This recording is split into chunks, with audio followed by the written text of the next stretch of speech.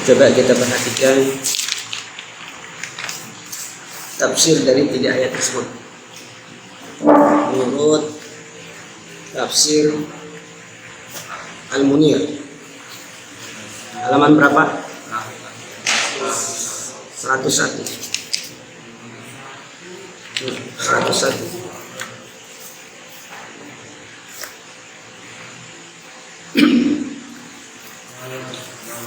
Al-haqqu min rabbika. Al-haqqu, arti al-haqqu adalah kebenaran.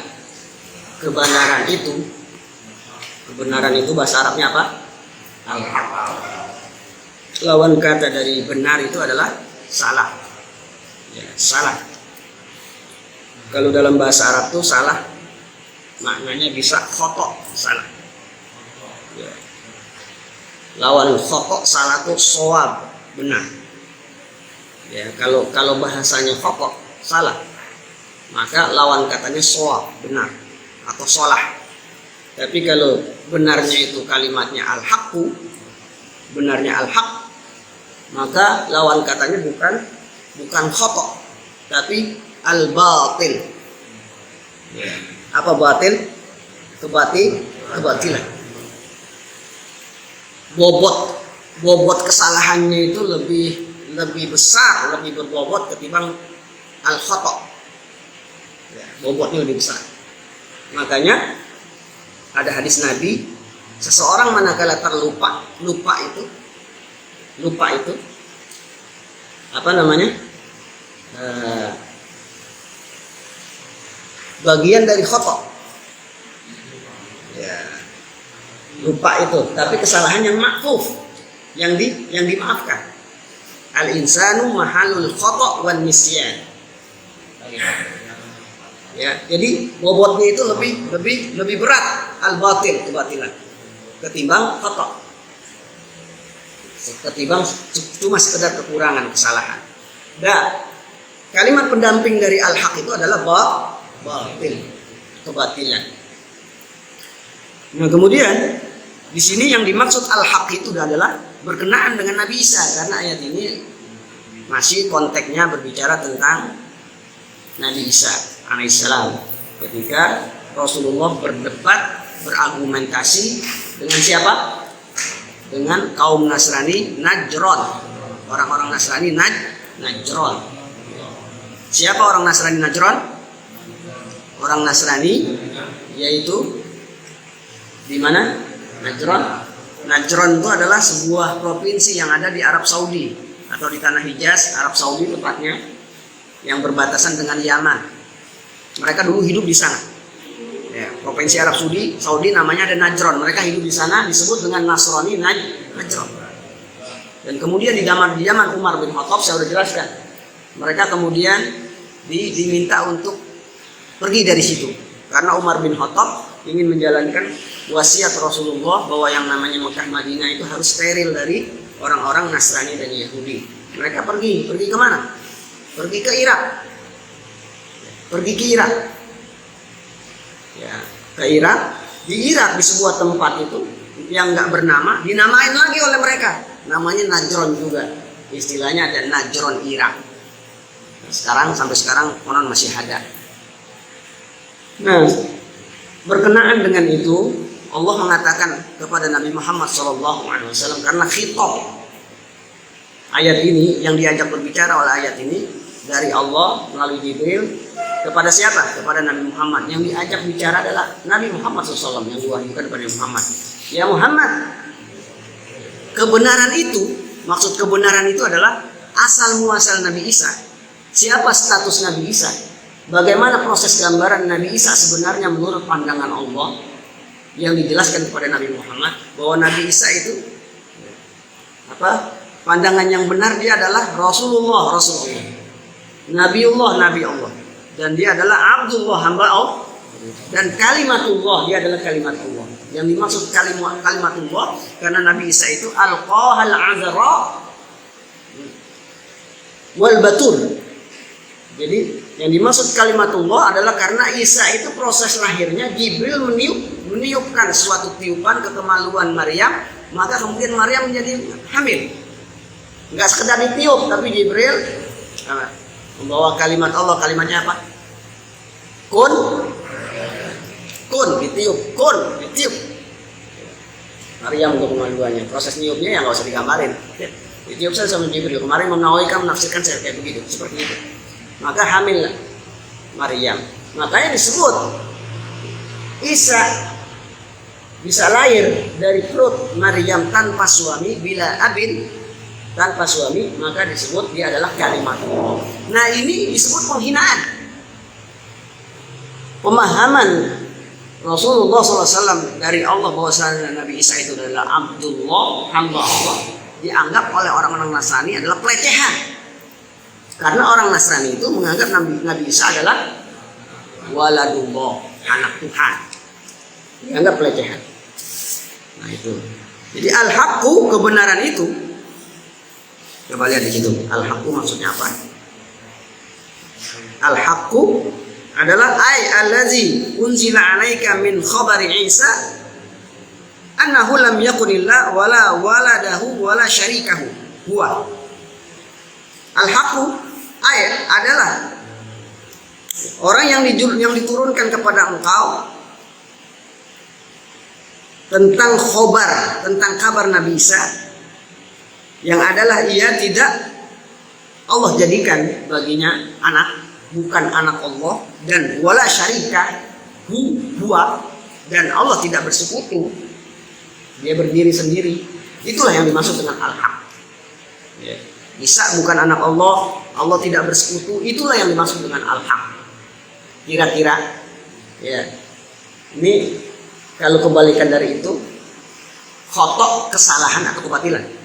Orang mensekutukan Allah, orang menjadikan Isa itu adalah anak Tuhan, itu sekedar kesalahan, khotok atau al-batil, kebatilan.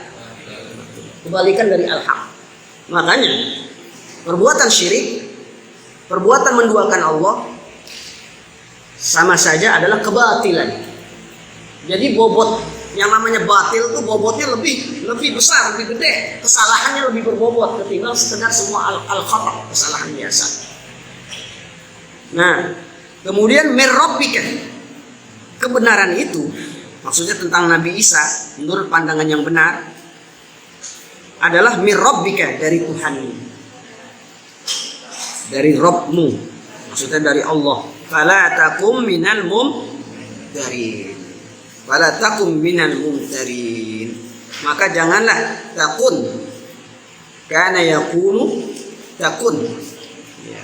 Di sini adalah takun itu fi'il majmum, kalimat fi'il tapi majmum, dijazamkan, disukunkan. Harusnya takunu, tapi wawunya dihilangkan. Ya. Kalau dalam bahasa Arab nih, dia majmumun, dizazamkannya dengan bihasfil wawi, dibuangnya huruf waw. Kalau kita ngerti bahasa Arab, dibuangnya huruf waw. Fala takum minal mumtarin, fala takum minal mumtarin. La-nya di situ la nahyun. La-nya terbagi dua, di antaranya adalah la nafyun, ada la nahyun. La di sini adalah larangan. Larangan. Setiap ada larangan, kecuali ada dalil yang mengkhilatkan, yang menselisihkan larangan itu, maka larangan itu hukumnya menjadi tahrim, haram. Kecuali ada dalil yang khilafihi, yang menselisihkan larangan itu. Contohnya begini, wala taqrabuz zina, jangan engkau mendekati zina. La-nya lah apa tuh? La larangan. Ada nggak dalil yang menselisihi, yang berselisih, yang membolehkan bahwasanya mendekati zina boleh? Nggak ada. Maka la-nya di situ menjadi tahrim, haram hukumnya mendekati zina. Nah di sini juga fala takum minal munkarin, la-nya la nahyun. Janganlah engkau sekali-kali ya Muhammad termasuk menjadi bagian orang-orang yang ragu. Minal munkarin, ay minasyakin, orang yang ragu. Ragu tentang apa? Tentang Nabi Isa. Menurut pandangan Allah bahwa Nabi Isa adalah Abdullah, Rasulullah, wa Nabiullah, wa kalimatullah.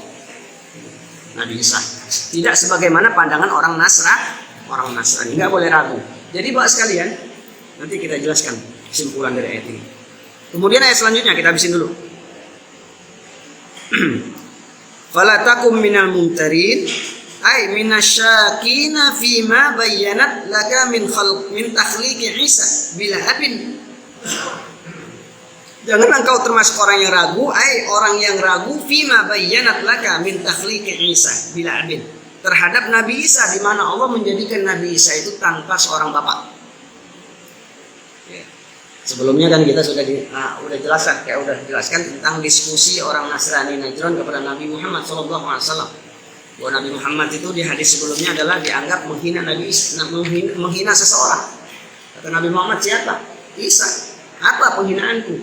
Karena engkau mengatakan Nabi Isa itu adalah Nabi Allah, Rasulullah, dan hamba Allah. Nah, hamba Allah itu dianggap penghinaan.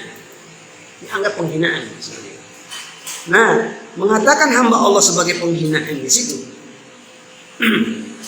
maka ya Allah katakan enggak usah ragu ya Muhammad, jangan ragu tentang penciptaan Nabi Isa, bahwasanya dia diciptakan bila abin, tanpa seorang bapak. Bahkan Imam Nawawi kemarin memberikan argumentasi, seharusnya orang-orang Nasrani itu kalau mereka mengatakan Isa tanpa bapak, siapa lagi kalau bukan dia Tuhan? Nggak ada di dunia ini orang perempuan lahir tanpa bapak, nggak ada, nggak masuk akal. Siapa kalau bukan dia anak Tuhan? Siapa lagi kalau bukan anak Tuhan? Kata Imam Nawawi, seharusnya orang Nasrani itu lebih kepada menjadikan Adam sebagai Tuhan, karena Adam lebih ekstrim lagi, tanpa bapak dan tanpa ibu. Khalaqahu min turab. Makanya ayat selanjutnya Allah katakan kemarin, inna masala Isa kamasali Adam.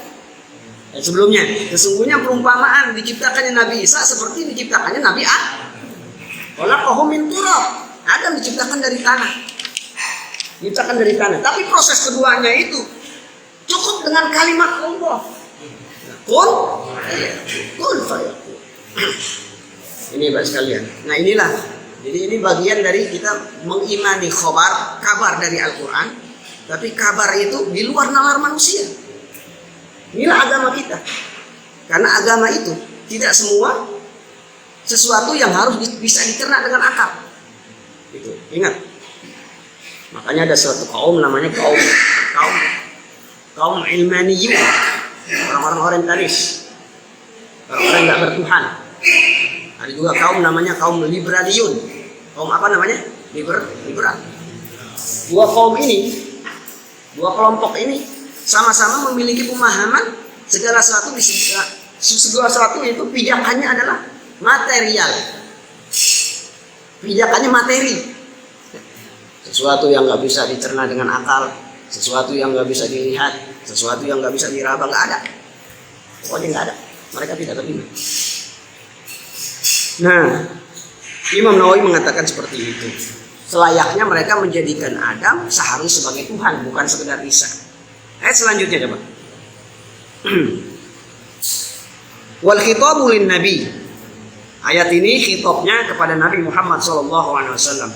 Tahrikan lahu li ziyadati sabatihi 'ala al-yaqin wa li kulli sam'in la yanza'a amma yurasu al-imtira'u thumma dzakara Allah ta'ala khusumata waqdi Najran ma'an Nabi SAW.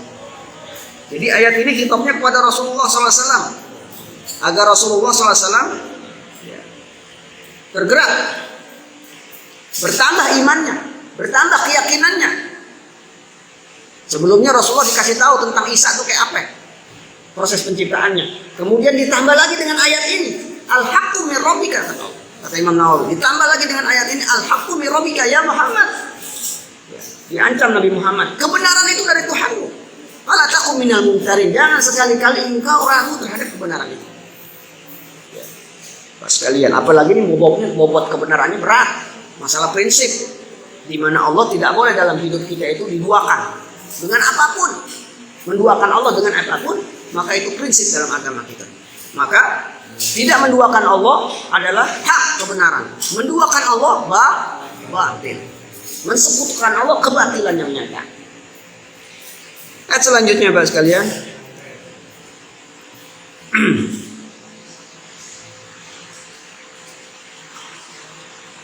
Kemudian faman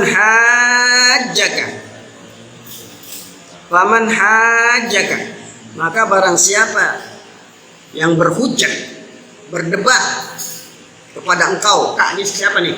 Engkaunya siapa maksudnya? Nabi Muhammad. Ai khosomaka min nasara Najran, barang siapa yang berdebat kepada engkau ya Muhammad, yaitu dari orang-orang Nasrani Najran, fihi ai fi sya'ni Isa, tentang Nabi Isa, berkenaan dengan Nabi Isa. Mimba lima ja'aka minal ilmi, setelah datang kepada engkau ya Muhammad berupa pengetahuan, hujjah, dalil. Yang dimaksud ilmu di sini apa? Hujjah, dalil. Yaitu Nabi Muhammad dikasih tahu sama Allah bahwa penciptaan Nabi Isa seperti Adam. Kalau Isa nggak ada bapak, Adam nggak ada bapak, nggak ada ibu. Tapi dengan kalimat Allah kun fayakun. Nabi Isa itu adalah Rasulullah. Nabi Isa adalah kalimat Allah. Dan dia hamba Allah. Pandangan seperti itu merupakan al-ilmu, pengetahuan dari Allah Subhanahu Wa Taala. Kata Allah, barang siapa setelah datang ilmu kepada engkau dan kau jelaskan kepada mereka tentang hujah sebenarnya Nabi Isa, tapi mereka tetap berdebat ya Muhammad, tetap nggak mau mengambil hujah dari Nabi Muhammad, padahal orang Nasrani itu sejarahnya adalah pengikut Nabi Isa, dan mereka itu justru sebelumnya menunggu-nunggu. Nanti ada di sini dialog mubahala ini, ada seorang ulama Nasrani itu yang sangat ditakuti, yaitu Zura'yihim, penasehat mereka, namanya Aqib. Ya, Aqib namanya, Bapak sekalian. Nah, Aqib ini mereka sangat tahu bahwa Nabi Muhammad itu memang adalah Nabi yang ditunggu-tunggu oleh mereka orang Nasrani Najran, karena kedatangan Nabi itu dibicarakan dalam kitab Injil. Bapak sekalian. Jadi barang siapa yang berdebat kepada engkau ya Muhammad, yang dimaksud adalah kaum Nasrani Najran, setelah datang kepada engkau pengetahuan tentang Nabi Isa, pengetahuan yang benar, pemahaman yang benar.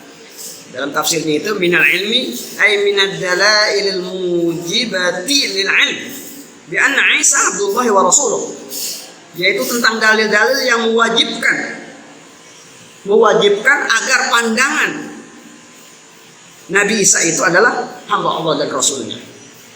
Faqul ta'alau, katakan ya Muhammad, minta kepada Nabi Muhammad kepada Allah, katakan ya Muhammad buat mereka yang berdebat itu, ta'alau nad'u abna'ana wa abna'akum, ayo kalian semua ta'alau. Ta'alau itu artinya mari sama-sama. Ta'alau itu lil jam'i, untuk orang banyak.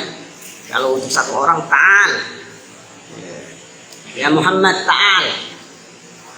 Ta'al itu untuk satu orang. Ta'alau untuk semua orang. Karena situ Nasrani ini banyak. Ada berapa orang? Ada 60 orang. 14 orang adalah kalangan terbuka mereka. Dan pemimpinnya 2 orang. Kemarin sudah sebutkan siapa nama-nama mereka. Faqul ta'alau, katakan ya Muhammad kepada mereka, ayo, mari. Nad'u abna'ana, kita panggil anak-anak kami. Wa abna'akum, kita panggil anak-anak kalian. Wa nisa'ana, kita panggil istri-istri kalian. Wa nisa'akum, istri-istri kami dan istri-istri kalian. Wa anfusana, juga kita sendiri hadir. Ayo, berada. Wa anfusakum, kalian juga hadir. Untuk apa? Summa nabtahil, kemudian kita nabtahil. Nabtahil itu artinya kita bermubahalah. Nah, mubahalah, ya, ada hal baru dalam yang kita pelajari di sini. Surat Al-Imran ini. Nabtahil itu ibtahala yabtahilu, ibtihalan, wa mubahalatan. Mubahalah itu artinya al-ijtihadu fid du'a wa ikhlasuhu. Terus kemudian wa tala'un bainana wa bainal jam'i, itu namanya mubahalah, yaitu al-ijtihadu fi du'a wa takhallus fihi wa ta'alun bainana wa bainahum. Mubahalah itu artinya bersungguh-sungguh di dalam doa, minta kepada Allah dengan ikhlas, dan kemudian doa itu mengandung arti permintaan laknat. Ya. Itu ikhlas artinya mubahalah itu. Dan kemudian untuk mencari kebenaran yang hakiki dalam masalah agama, itu mubahalah. Bukan masalah yang sepele, bukan, tapi masalah yang besar, masalah agama. Contohnya kasus ini, perdebatan antara orang-orang Yahudi, Nasrani dan umat Islam tentang Nabi Isa. Ya, kalau Nabi Isa itu orang Yahudi pandangannya kayak apa? Bahwa Nabi Isa itu adalah anak haram. Ya, anak haram. Dia adalah anak haram dari seorang laki-laki namanya Yusuf Yusuf Najron. Pandangan orang Yahudi ekstrim. Kenapa? Mereka nggak menerima secara akal bahwasanya Nabi Isa itu lahir tanpa seorang bapak. Kalau orang Nasrani lebih ekstrim lagi. Apa? Nabi Isa itu anak Tuhan. Islam pertengahan, mu'tadil, i'tidal. Makanya agama Islam itu selalu i'tidal. Dicatat. Kita harus menjadi orang yang i'tidal, mutawasit, orang yang moderat, orang yang ada di tengah-tengah. Nggak boleh ekstrim kanan, nggak boleh ekstrim kiri. Pandangan kita harus lurus. Apa yang menurut Quran benar, apa yang menurut sunnah Rasulullah benar, apa yang menurut ijma' ulama yang masyhur itu benar, maka dudukan persoalan kita kepada mereka. Quran, sunnah, dan kemudian para ulama yang mu'tabar. Jadi Islam itu kayak begini. Saya udah jelaskan, orang Nasrani punya pandangan pada wanita yang haid kayak apa. Ya, Nasrani nggak apa-apa ya. Kalau dulu ya, orang Yahudi, oh nggak bisa tuh, harus diasingkan wanita itu yang haid. Taruh di tempat yang jauh. Tapi Islam memandang wanita haid itu yas'alunaka 'anil mahid qul hiya adza fa'tazilun nisa fil mahid. Mereka bertanya, ya Muhammad, tentang wanita yang haid, katakan bahwasanya dia adalah adza, darah kotoran, sekedar darah kotoran. Fa'tazilun nisa, maka jauhi wanita yang haid itu. Yang dimaksud i'tizalun nisa, jauhi di situ, nggak boleh digaulin, nggak boleh dukhul. Zakar laki-laki dan kemaluan perempuan nggak boleh dukhul, itu yang dimaksud. Ya, fa'tazilun nisa. Tapi mengasingkan perempuan, nggak boleh keluar. Itu adalah pandangan orang-orang Yahudi. Nah, Islam agama moderat, termasuk Isa. Pandangan tentang Nabi Isa, bahwa pandangan Nabi Isa itu, Islam itu adalah Nabi Isa itu hamba Allah. Justru yang menjadikan Nabi Isa itu lahir tanpa bapak, itulah Tuhan sesungguhnya, itulah Allah sesungguhnya. Nah itu Pak sekalian. Kemudian yang selanjutnya,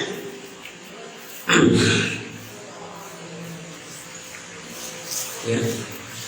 Nah kemudian summa nabtahil ibtihal mubahalah. Tadi mubahalah apa? Dia adalah bersungguh-sungguh dalam berdoa dan ikhlas karena Allah, dan di dalam doa itu kita melaknat satu sama lain dalam urusan yang penting. Di antaranya urusan agama, itu mubahalah. Nah, singkat cerita, orang Nasrani itu diajak mubahalah oleh Rasulullah. Mubahalah. Coba lihat tafsirnya ini. Ya. Fa naj'al la'tanallahu 'alal kadzibin. Maka kita bermubahalah dan kemudian mari sama-sama kita berdoa, dan di dalam doa itu kita minta kepada Allah bahwasanya akan turun laknat Allah kepada orang-orang alal kazibin. Alal kazibin artinya orang-orang yang berdusta. Alal kazibin artinya alallahi fi haqqi Isa wa hum yaquluna anna Isa ibnullah wa awanuhum. Adalah yang dimaksud alal kazibin, kita berdoa agar Allah melaknat orang-orang atas nama Allah, melaknat orang-orang yang berdusta tentang Nabi Isa, kebenaran Nabi Isa, bahwasanya Nabi Isa mereka katakan sebagai anak Allah dan sebagai Tuhan. Akhirnya mereka bermubahalah atau tidak? Bermubahalah atau tidak? Tidak, nanti saya bacakan di sini. Nah, di sini ada hadis Rasulullah sallallahu alaihi wasallam. Hadis Rasulullah sallallahu alaihi wasallam, "Ruwiya annahu lama dzakara dalailu ala nasara najran thumma innahum asarru ala juhlihim faqala sallallahu alaihi wasallam." Ketika dalil-dalil terhadap dalil-dalil atas orang-orang Nasrani disebutkan oleh Nabi Isa, oleh Allah dan kemudian kepada Nabi Isa, thumma innahum asarru ala juhlihim, kemudian mereka tetap berada, tetap kekeh. Asarru itu tetap menjadi kekeh terhadap pendirian mereka tentang Nabi Isa itu bukan hamba Allah, dia adalah Tuhan. Mereka kekeh. Nah, ketika mereka kekeh, faqala sallallahu alaihi wasallam, Rasulullah bersabda, hadis Nabi, Innallaha amaroni illam taqbalul hujjah an ubahilakum. Catat tuh. Itu hadis nabinya. Ya, innallaha amaroni illam taqbalul hujjata an ubahilakum.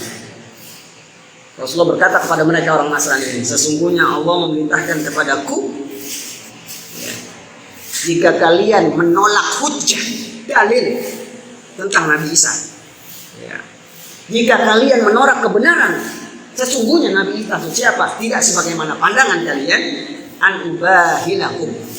Aku diperintahkan untuk mubahalah, an ubahilakum, mubahalah. Ya, ayo ngumpul. Yang mubahalah itu nggak boleh. Ya, disyaratkan oleh ulama itu nggak boleh berdua. Ya, mubahalah itu bawa istri boleh, bawa anak boleh, itu semua kumpul semua anak istri kita. Kenapa? Kalau berani, ya, dilaknat nih orang yang hadir semua. Nanti hadisnya saya bacakan secara sempurna di situ, Pak. Akhirnya Rasulullah mengatakan begitu. Allah memerintahkan kepadaku, hai orang-orang Nasrani, karena kalian tidak mau menerima hujjah dalil yang Allah sampaikan kepadaku, maka berarti ayo kita mubahalah, kata Rasul, mubahalah. Kemudian faqalu, mereka berkata, ya Abul Qasim, ya Abul Qasim. Abul Qasim itu maksudnya Bapak Qasim. Bapak Qasim siapa maksudnya dia? Nabi Muhammad. Saya sudah jelaskan, ya. Kalau yang namanya orang namanya pakai abu itu disebut isim kunyah, alam kunyah. Ya. Dia adalah isim panggilan untuk orang ketiga. Jadi dalam bahasa Arab itu ada panggilan dari nama asli seseorang, panggilan selain dari nama asli seseorang, tapi panggilan itu dikaitkan dengan nasab orang ketiga. Contohnya misalnya, ya, Muhammad SAW itu adalah disebut Abul Qasim, bapaknya Qasim, itu disebut isim kunyah. Yang kedua ada isim laqab, julukan. Tapi kalau julukan ini bukan kepada bapak, ya, adalah laqab itu julukan seperti misalnya begini. Saya sudah jelaskan kemarin. Apa namanya julukan Umar itu Al-Faruq. Umar itu adalah Al-Faruq. Umar Al-Faruqi. Umar itu punya isim kunyah, punya alam laqab, punya nama sebenarnya. Nama sebenarnya siapa? Umar.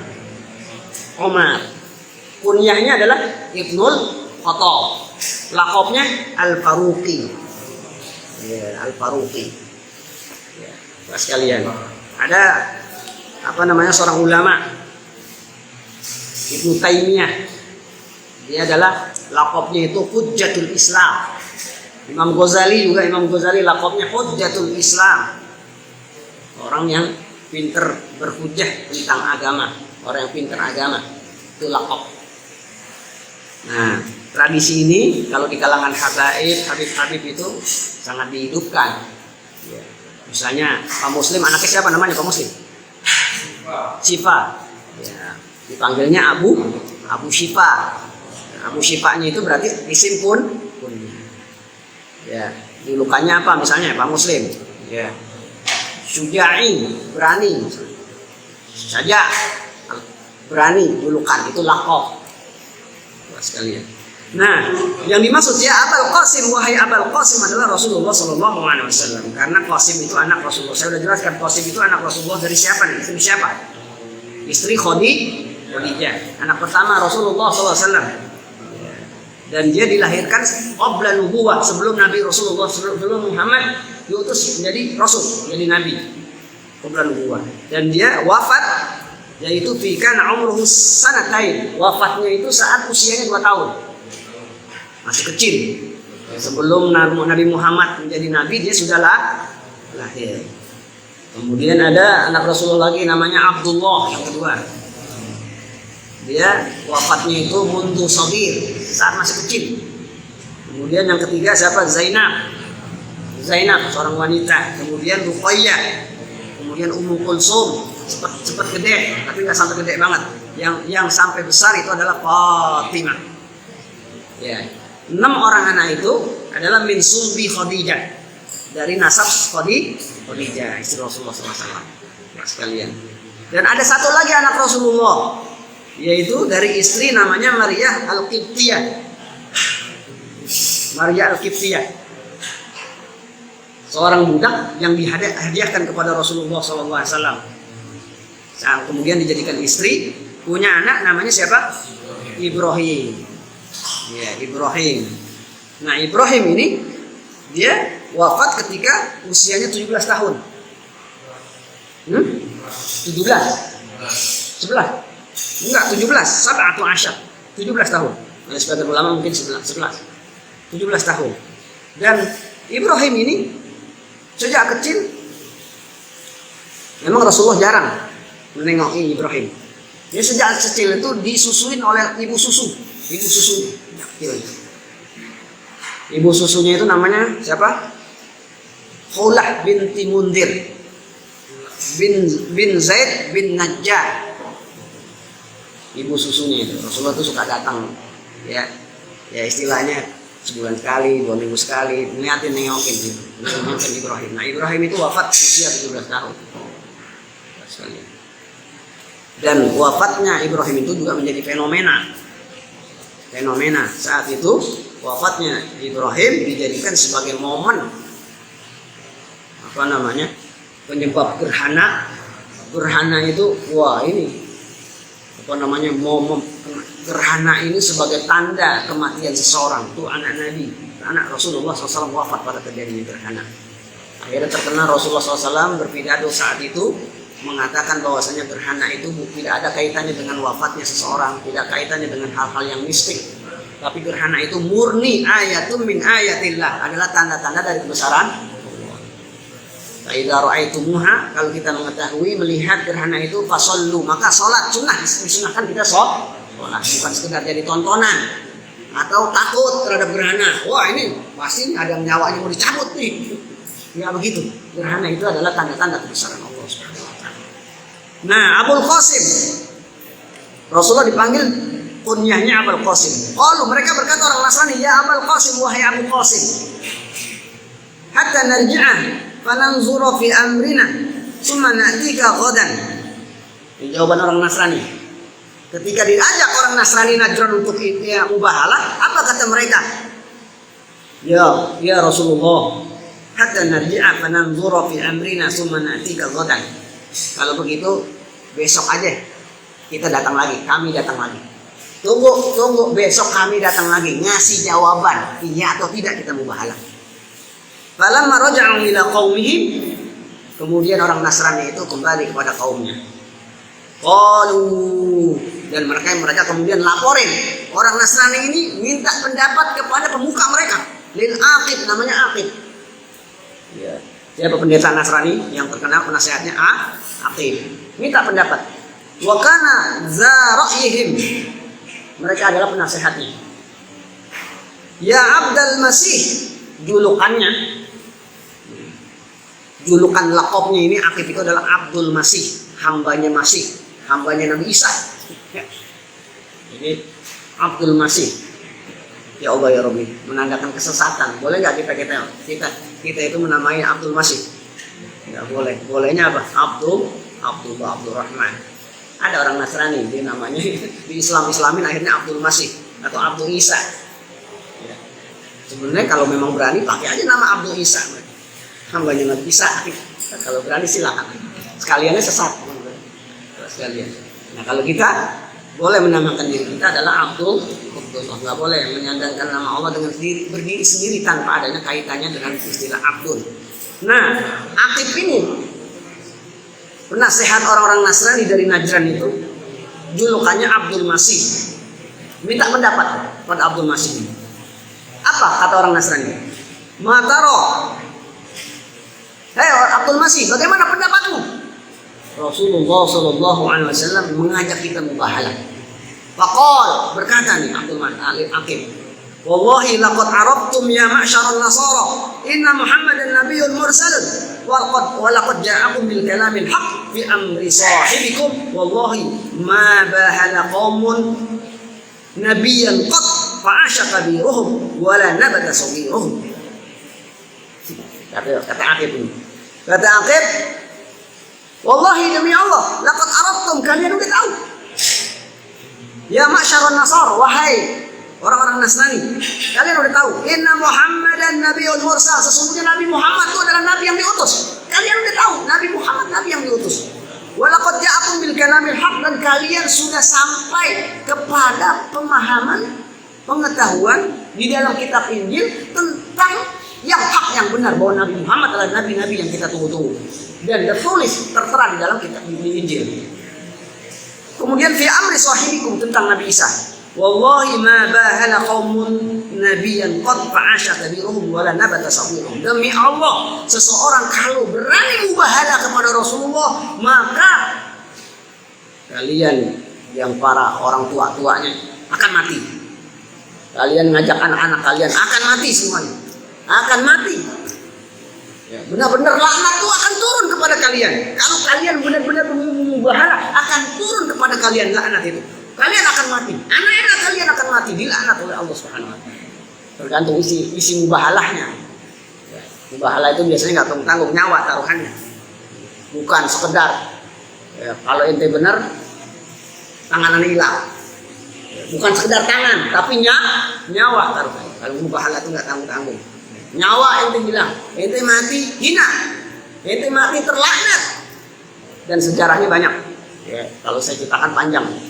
Ada kisah-kisah ulama itu yang bermubahalah dengan orang-orang Nasrani atau bermubahalah dengan orang-orang Islam. Ya, kemarin tuh waktu rame-rame kita Pilpres ada juga itu ngajakin mubahalah. Ya. Siapa itu? Oh, tapi kagak berani ya ngajakin mubahalah. Pas sekalian. Nanti hukum mubahalah itu apa saya bacakan pas sekalian. Menurut mazhab, 4 mazhab. Terus kata Hakim ini, jangan kalian mubahalah. Kita akan mati semua, kalian akan mati semua. Wala in fa'altum la tuhlikanna fa in abaitum illa al-iqamata 'ala dinikum.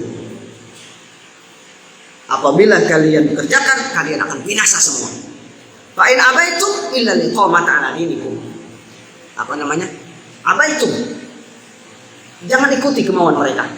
Tapi hendaknya kalian tetap kepada pendirian kalian, yaitu tetap berpegang teguh kepada keyakinan kalian bahwa Nabi Isa itu adalah bukan hamba Allah.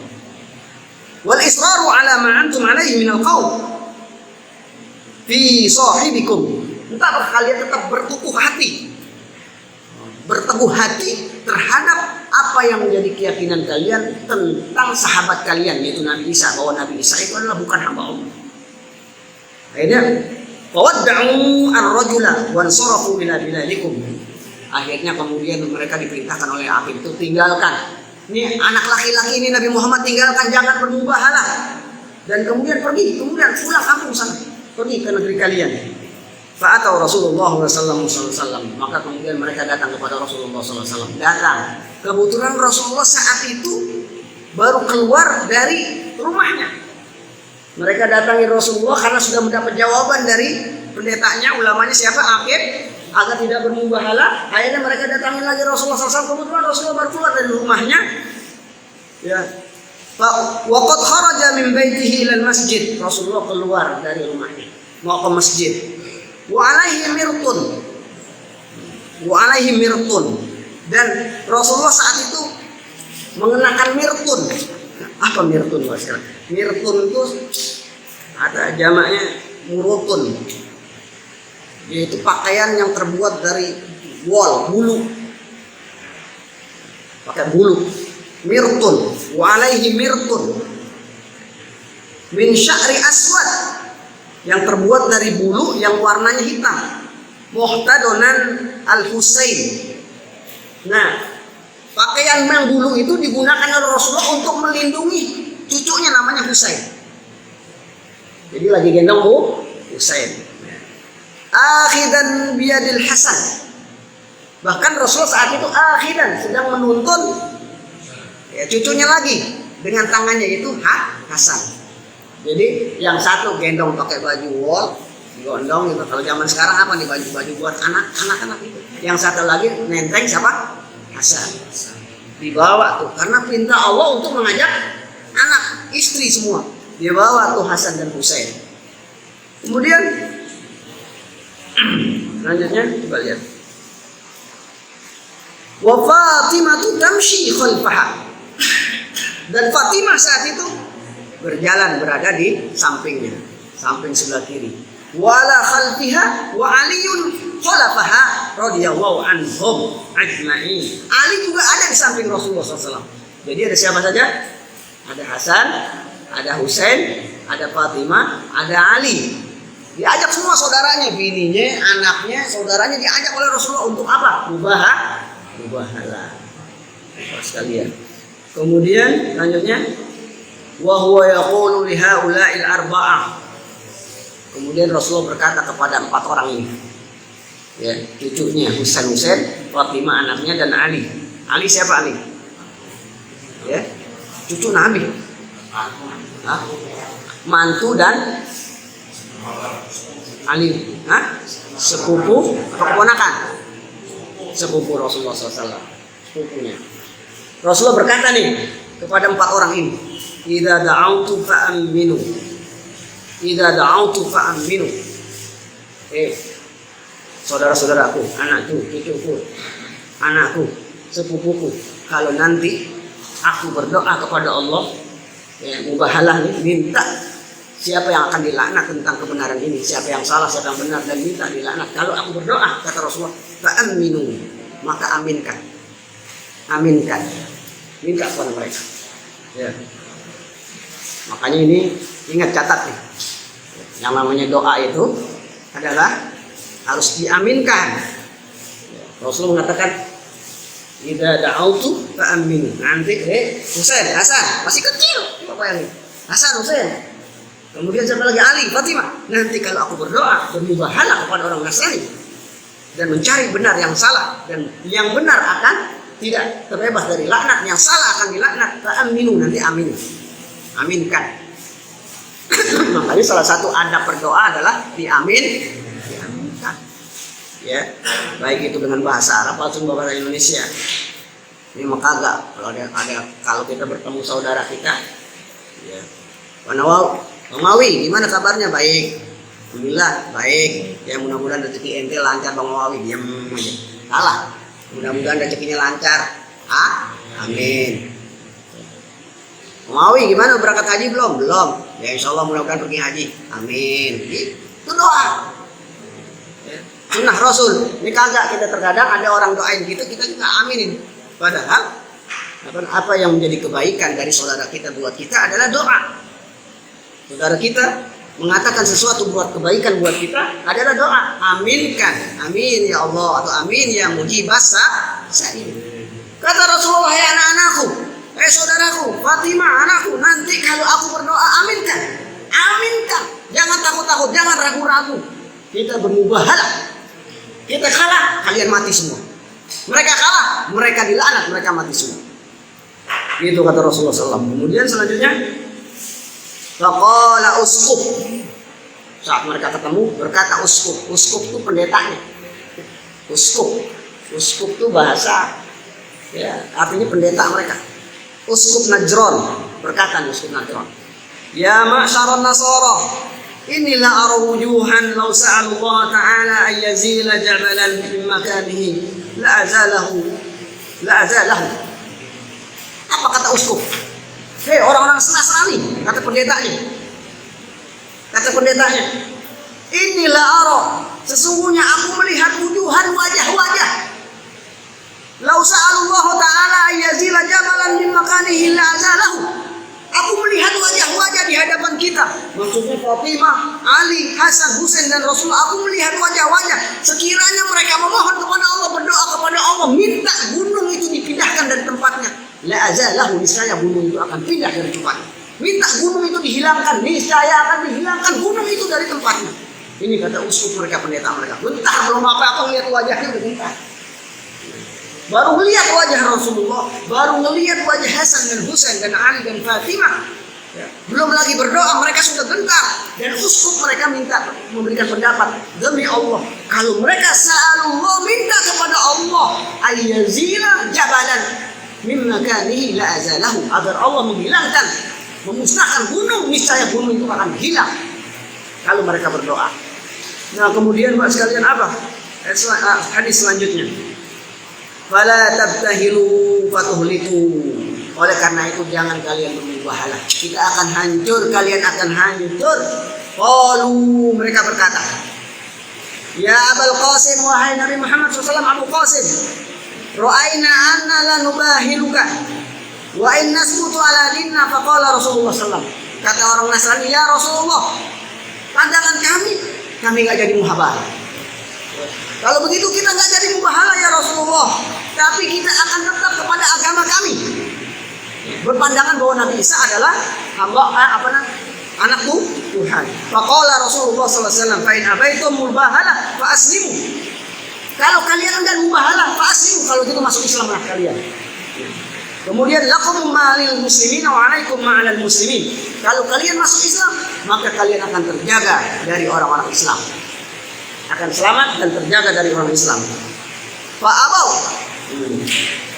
Faqala fa inni unajizukumul qital. Apabila kalian enggan masuk Islam, fa inni unajizukumul qital. Kalau begitu kami akan memukul genderang perang. Akan kami perangkan kalian, perangi kalian. Faqalu, mereka berkata, malana biharbil arab taqatun walakin nusalihuka ala alla takhzuna wala tarudduna an dinina ala an nu'addiya ilaika fi kulli amin alfahullah. Ya Muhammad, bagaimana mungkin kami memerangi orang Arab? Kami nggak punya kemampuan memerangi orang Arab. Kalau begitu gimana kalau kita damai? Damai, kami siap membayar upeti tiap tahun, yaitu tiap tahun kami siap memberikan 2 setel pakaian, ya, alfan sofar wa alfan fi rajab. Satu musim bulan Safar yaitu 1 setel pakaian. Bulan Rajab kami akan berikan 1000 setel pakaian. Jadi 2000 ada 2000 setel pakaian. Bulan Rajab dan Safar akan diberikan. Kemudian wasalasi nadar'an, kami akan siap memberikan 30 baju besi. Wasalasina farsan, kami siap juga membayar 30 onta kuda. Wasalasina ba'iron, kami siap membayar 30 onta. Wasalasina min kulli sinfin min asnafis silah, dan kami juga siap memberikan kepada engkau yaitu 30 jenis senjata buat kalian wahai kaum muslimin. Fasolahahum Rasulullah SAW ala dzalika. Kemudian Rasulullah mengiyakan permintaan mereka berdamai. Mereka tetap pada agama mereka, tapi harus bayar upeti yang disebut dengan jizyah. Upeti. Nah, jizyah yaitu upeti, Bapak sekalian. Sampai di sini Bapak sekalian. Agak siap. Ya Bapak sekalian. Nah, itu di antara kronologinya. Saya ingin simpulkan sedikit. Yang pertama, prinsip dalam hidup kita. Ketika kita dihadapi oleh kebenaran dan kebatilan, ingat al-haqqu lawannya batil. Ketika bertarung yang hak dengan yang batil, dan menjadi sunatullah yang namanya as-sira'u bainal haqqi wal batil daiman. Yang namanya hak dan batil itu selalu bertarung. Hak dan batil selalu berperang. Dan nggak pernah bisa nyampur yang namanya hak dan batil. Kalau terjadi 2 pilihan ini, maka kita pilih yang mana? Al-haqqu. Dan tidak semua orang punya kemampuan untuk berpihak kepada yang benar. Sangat tergantung dengan pemahaman kita yang benar tentang agama, dan sangat tergantung dengan inqiyad kita, pasrah kita terhadap agama. Pengamalan kita terhadap agama sangat tergantung kita berpihak pada yang benar atau pada yang salah. Makanya Rasulullah berdoa dalam sebuah hadisnya, minta agar diperlihatkan yang benar itu adalah benar, dan tidak cuma bisa melihat yang benar, tapi diberi kekuatan untuk mengikuti yang benar. Apa doa Nabi yang terkenal? Allahumma arinal haqqa warzuqna ittiba'ah. Ya Allah, perlihatkan kepada kami yang benar itu adalah benar, dan yang salah itu adalah salah. Wa arinal batila warzuqna ijtinabah. Dan perlihatkan ya Allah kepada kami bahwasanya yang batil itu adalah batil, dan berikan kemampuan kepada kami untuk menjauhi kebatilan itu. Jadi Pak sekalian, sekedar tahu kebenaran doang belum cukup. Harus punya sikap, harus ngambil sikap. Apakah kita termasuk ansarul haq, pendukung kebenaran, atau ansarul batil? Ingat ayat sebelumnya, kaum Hawariyun. Kaum Hawariyun, bagaimana Allah sifati mereka adalah ansarul haq.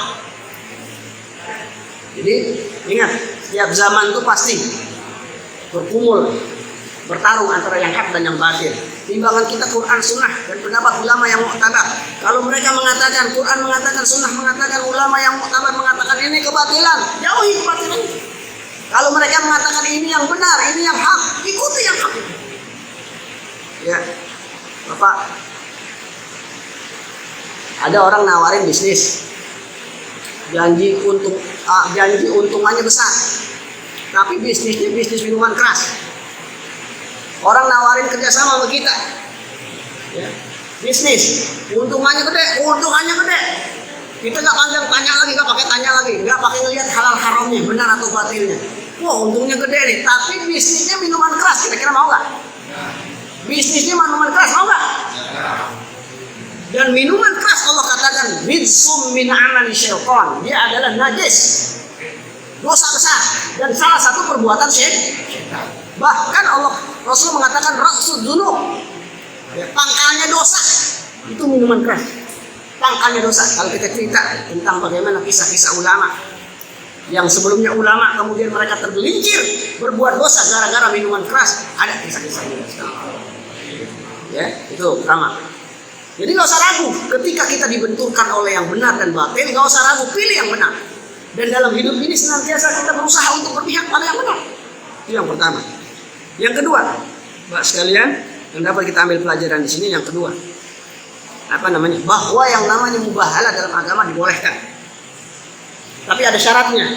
Syarat yang pertama adalah mubahalah harus karena Allah, ikhlas karena Allah, bukan karena kepentingan yang lain. Misalnya cari benar salahnya urusan bisnis bukan, enggak. Atau misalnya mubahalanya itu dalam urusan yang lain, misalnya mencuri atau gimana, nggak boleh juga. Ulama pendapat mubahalah harus urusan agama, harus ikhlas karena Allah SWT. Yang ketiga, mubahalah itu adalah dia bentuknya itu, yang ketiga syaratnya itu siap dilaknat atas nama Allah, dilaknat salah satu di antara dua orang yang berselisih atau kelompok yang berselisih, mencari yang mana yang benar mana yang salah, yang bobotnya itu adalah al-haq wal batil. Bobotnya mubahalah bukan lagi sekedar as-shawab wal khata', siapa yang benar siapa yang salah, bukan shawab wal khata', tapi al-haq wal batil. Mubahalah itu bobotnya harus yang hak dan batil. Maka berarti boleh, itu dibolehkan untuk mubahalah. Nah, sekalian, selebihnya kita serahkan kepada Allah Subhanahu wa taala. Nasrani, Najran takut ciut mereka tahu karena Nabi Muhammad nabi yang ditunggu-tunggu oleh mereka. Mereka nggak mau main-main, mereka terlaknat, anak mereka mati semua, mereka nggak mau, maka mereka nggak berani mubahalah. Dan umat Islam ketika berada di pihak yang hak harus berani mubahalah. Udah jelas-jelas Quran mengatakan seperti ini, Rasulullah mengatakan begini, ulama mengatakan begini, bahwa miras itu haram. Pakai di kotak-atik misalnya, di kotak-atik nggak bisa. Biar untungnya besar, yang namanya minuman keras, khamr adalah tetap haram. Alhamdulillah min dzalik. Mudah-mudahan bermanfaat buat kita semua. Mudah-mudahan Allah jaga iman Islam kita. Mudah-mudahan Allah selamatkan kehidupan kita, masyarakat kita, rumah tangga kita, bangsa dan tanah air kita. Mudah-mudahan kita mohon kepada Allah segera Allah angkat wabah penyakit virus corona ini yang sampai hari ini masih mewabah dunia. Allah sehatkan kita, Allah lindungi kita dari segala macam mara bahaya yang telah senantiasa menghantui keluarga kita, masyarakat kami. Ya Rabbal Alamin. Al-Fatihah. Bismillahirrahmanirrahim. Alhamdulillahirabbil alamin. Arrahmanirrahim. Ya kana